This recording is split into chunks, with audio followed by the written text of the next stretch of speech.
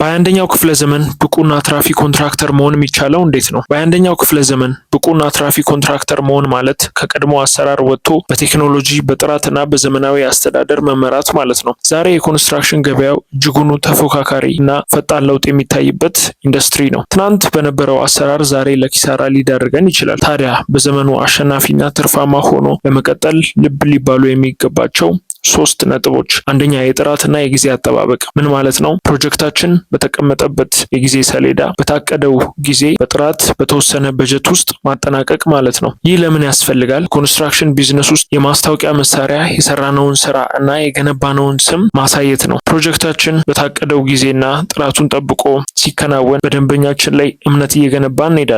ይህም ደግሞ ከቅጣትና ከተጨማሪ ወጪዎች ይታደገናል ማለት ነው። ይህን እንዴት ተግባራዊ ልናደርግ እንችላለን? ጥብቅ የስራ መርሃ ግብር ወይም ደግሞ ወርክ ስኬጁል ማውጣት። ሁለተኛው ደግሞ ማይክሮ ማኔጅመንት ወይም ደግሞ እለት ተዕለት የስራ አፈጻጸምን መከታተል። ሶስተኛው ደግሞ ጥራቱን የጠበቀ ቁሳቁሶችን መጠቀም እንደ ኤምኤስ ፕሮጀክት እንደ ፕሪማቬራ ያሉ ዲጂታል ሶፍትዌሮችን መጠቀም ማለት ነው። ሁለተኛ የወጪና የግብዓት አስተዳደር። ይህ ምን ማለት ነው? የግንባታ ግብዓት እንደ ሲሚንቶ፣ ብረት እና ሌሎችም ቁሳቁሶች የዋጋ መዋዠቅ ሊያጋጥማቸው ይችላል። ይህንንም ደግሞ ክትትል ልናደርግበት ይገባል ማለት ነው። ይህም ማለት በሌላ ቋንቋ ወጪን በጥበብ መቆጣጠርና ብክነትን መቀነስ ማለት ነው።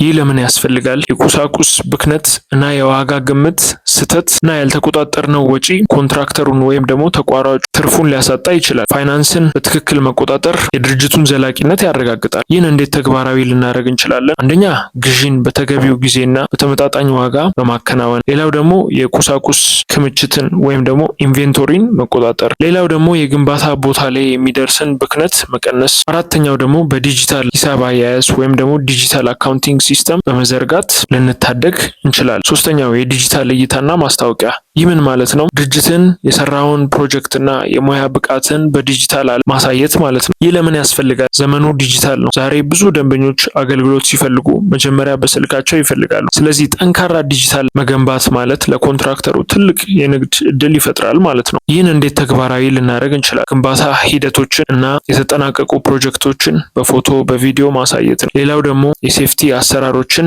ማሳየት። ሌላው ደግሞ የሴፍቲ ህግጋትን ወይም ደግሞ የደህንነት አሰራሮችን በድርጅታችን የምንተገብረውን ለደንበኞቻችን ማሳየት ነው። ሌላው በፌስቡክ፣ በቲክቶክ፣ በቴሌግራም ላይ በተከታታይ ይዘታችንን ማጋራት ነው። ሌላው ደግሞ ድርጅታችንን ወይም ደግሞ ፕሮጀክታችንን የሚያሳይ ድረገጽ መፍጠር ነው። የቀድሞ ወርድ ኦፍ ማውስ ማስታወቂያ በዘመናዊ የዲጂታል ማርኬቲንግ ጋር በማቀናጀት የበለጠ ሰፊ ተደራሽነትን መፍጠር ነው። ማጠቃለያው በ21ኛው ክፍለ ዘመን የሚመጥን ብቁና ትርፋማ ኮንትራክተር ለመሆን ጡንቻ ብቻ ሳይሆን አእምሮ፣ ቴክኖሎጂ እና ዘመናዊ አሰራር ያስፈልጋል። የነገ አሸናፊነት የሚገነባው በዛሬ ብልህ እቅድ ነው። ለእንደዚህና መሰል ኮንቴንቶች ቴሌግራም ቻናል ላይ ዩዘር ኔሙን አስቀምጥላችኋለሁ። ሌላው ኤሌክትሪክ ሚክሰር ከፈለጋችሁ 350 ሊትር ሲንግል ፌስ ብራንዱ ኪንግ ፊሸር ከፈለጋችሁ በማሳያችሁ ስልክ ቁጥር ደውሉ።